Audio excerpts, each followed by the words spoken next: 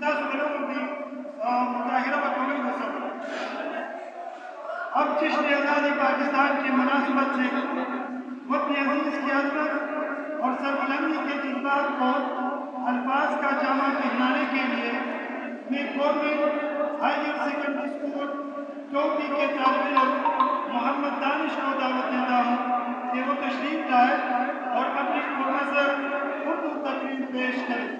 محمد دانش, government higher secondary school چوٹی.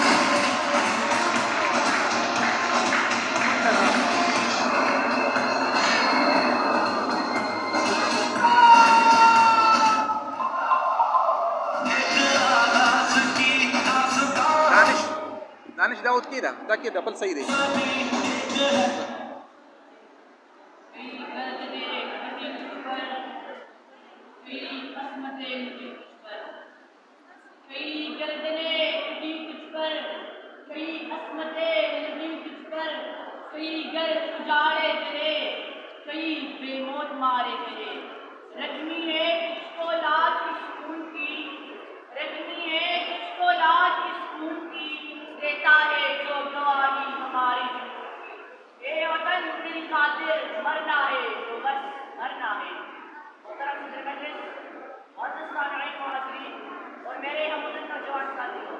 السلام علیکم ورحمۃ اللہ وبرکاتہ.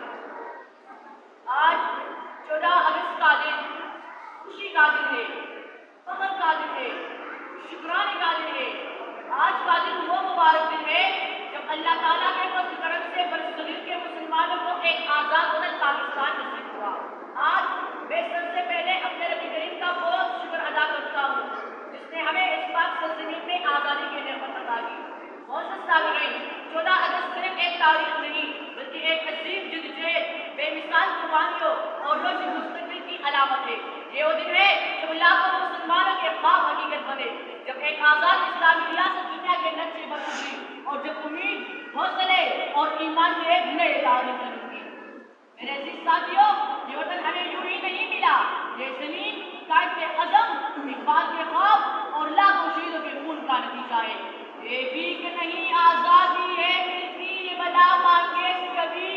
یہ بھیک نہیں آزادی ہے ملتی یہ بلا مانگے سے کبھی. دل جوش ملا فریاد میں کر تاثیر دکھا تقریر لگا.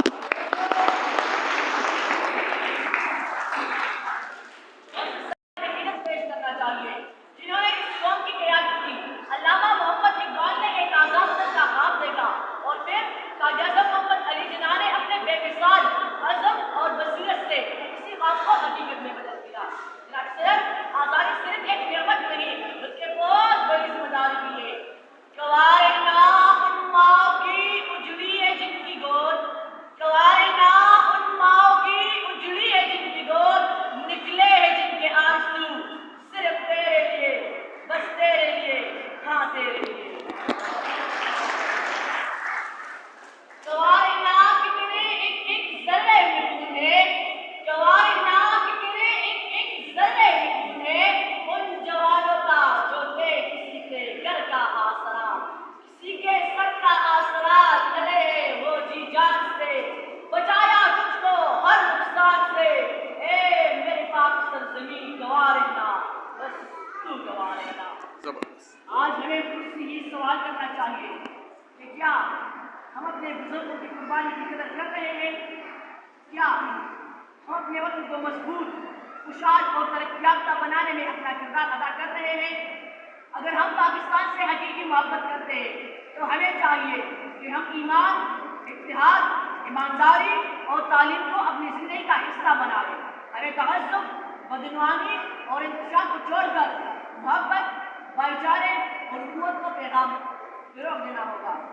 آخر میں اللہ تعالیٰ کی مشہور دعا ہے, اللہ تعالیٰ ہمارے وطن عزیز پاکستان کو ہمیشہ امن, ترقی, خوشحالی اور استحکام عطا فرمائے. ہمارے شہداء کی درجات بلند عطا فرمائے اور ہمیں اپنے وطن کا مخلص اور پاکیزہ شہری بننے کی توفیق عطا فرمائے.